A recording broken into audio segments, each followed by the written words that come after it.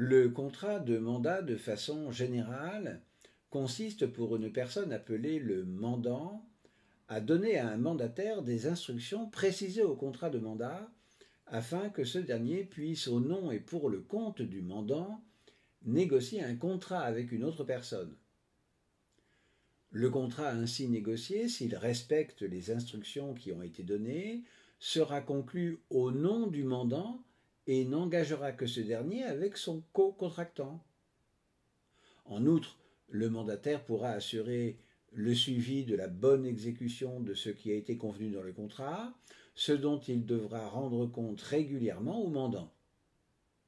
En effet, le mandataire ne fait qu'exécuter les missions que lui a confiées le mandant et n'est responsable qu'en cas de faute, c'est-à-dire s'il détourne le mandat à son propre profit ou s'il prend des initiatives non acceptées par le mandant et qui pourraient lui porter préjudice.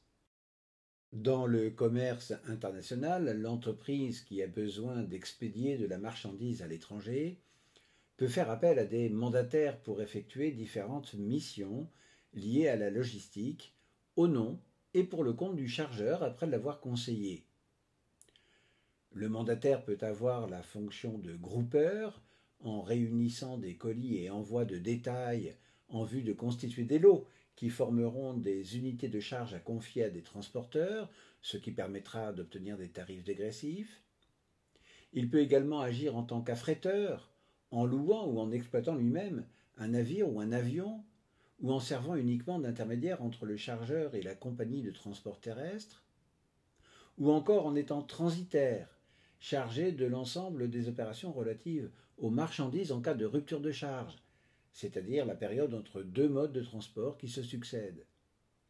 en se chargeant des opérations de manutention, de stockage et des formalités commerciales et administratives diverses. À chaque fois, il aura la responsabilité de prendre soin de la marchandise dont il a la charge, mais il ne garantit pas personnellement le bon déroulement des opérations de transport, à moins qu'il ait commis lui-même des fautes. Alors que le commissionnaire est un intermédiaire de commerce qui négocie et conclut des contrats en son nom propre, pour le compte d'un tiers, le commettant, dont l'identité n'apparaît pas. Si ce dernier est vendeur de marchandises, le commissionnaire sera chargé d'en trouver l'acheteur, et à l'inverse, s'il est acheteur, il sera chargé de lui trouver des fournisseurs. Il doit respecter les instructions qui lui sont données en vue de l'exécution de sa mission, qualité de la marchandise, quantité, prix, délai de livraison et de paiement, etc. Bien qu'en pratique, il se peut qu'une certaine liberté lui soit laissée. À la fin des opérations, il doit rendre compte au commettant, d'autant qu'il a une obligation de résultat quant à la bonne conservation des marchandises qui lui ont été confiées, mais seulement de moyens quant au bon déroulement des contrats négociés.